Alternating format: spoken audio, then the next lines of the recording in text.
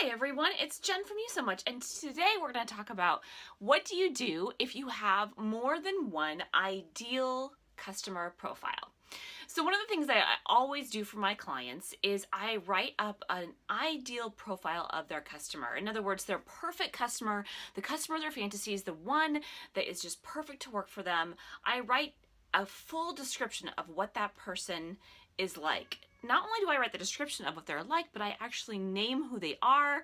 I say where they live, what their occupation is, etc. I mean, I really detail out so that they can actually envision this person when they are writing for them, right? When they're writing a Facebook ad, when they're writing an email to their customers, when there's a website page, whenever that customer is actually reading that communications, they know that they really understand them because they are talking exactly to that one person. So, but what do you do? I've had this question before where someone said, well, what do you do when you have more than one? You have 2, 3, 4 customer profiles, and they all really fit really well for who your ideal customer is for different reasons. So here are the 4 things that I would suggest that you really look at to really help you figure out exactly what to do when you're writing to your 4 different ideal customers. So the first thing I would do is to really look at where's the overlap. Is there some kind of thing that they do all have in common? And can you talk to them in this overlap, because maybe they all are kind of distinct personalities for whatever reason, whatever that applies to your business, but that there is something that they all have in common, and maybe a common problem or experience that they're going through that you're helping with, that they can all kind of relate with. Look at where the overlap is and how you can still speak to them as a group but still be talking to one person. The second thing I would look at is there a way to artfully talk to all of them all at once? So let's say you have a sales page for a course on your website and you have 3 customer profiles. There's an artful way that you can talk to all 3 of them by addressing the things that they're thinking, the objections that they might have, the experiences that they're having, by placing that throughout the copy so that when the right person is reading that, they're going to feel they're understood, and then they don't necessarily need to relate with every single thing on the page, right? They just need to relate with enough on the page to be able to make that decision to say yes when they get to the bottom and click the buy button, right? The third thing I would look at is which one of those 3 people really need your product or service right now. Which one of them has the most immediate need? And really talk to that person. Choose that person as your primary customer profile, because that's the one that's going to be most likely to use your services this very moment.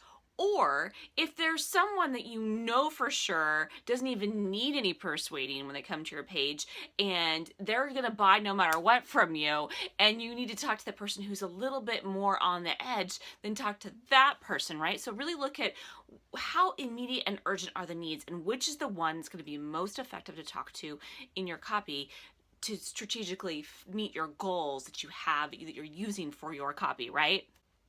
Then the last thing I would look at is really what can you do to just pick one. Just pick one for now if that's what it takes, and use that one person when you're writing whatever you've got in front of you, whether it's an email to them, whether it's a Facebook ad, whether it's, whatever it is. Just pick that one person, because probably most likely whenever you're talking to one person, there are people on the peripheral that will relate to that one person. So it's okay if you're picking one and not worrying so much about all of the others. And then my very, very last piece of advice is, if you do have very different approaches for each one of your customer profiles, in other words, you almost have a different product for them, then you can actually talk to each of them differently on your website. And you can actually do that by creating different pages or different portals into the copy that will speak to each of them. So let's say, for example, you're a staffing service company. You're working with both employers and employees because you're recruiting employees to your website to get them to apply for jobs, and you're working with employers who are going to be hiring those employees, right? So you really have two distinctive people you're talking to. In that case, when they go to the homepage of your website, let them come in and choose which one that you want to be talking to, right? So you could have a clickable box that goes to the employers and another clickable box that goes to the employees, right?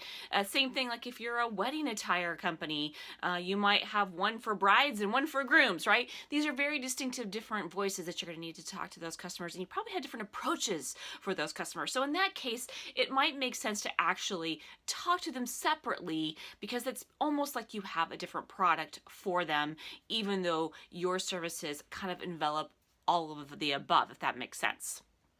All right, thanks you guys. If you guys have any questions or concerns about this, I'd love to hear from you. Leave a comment below. And if you want to learn more about your ideal customer, I highly recommend that you sign up for my Story Juice course. It's free. It's on my website at yousomuch.com/storyjuice. It's a 5-day course to help you juice up your brand and really talk to your customer, because you'll understand their story so much better. All right, thanks you guys. And as always, don't forget to write down your fantasies, because words make it real. Thanks, and we'll see you next time.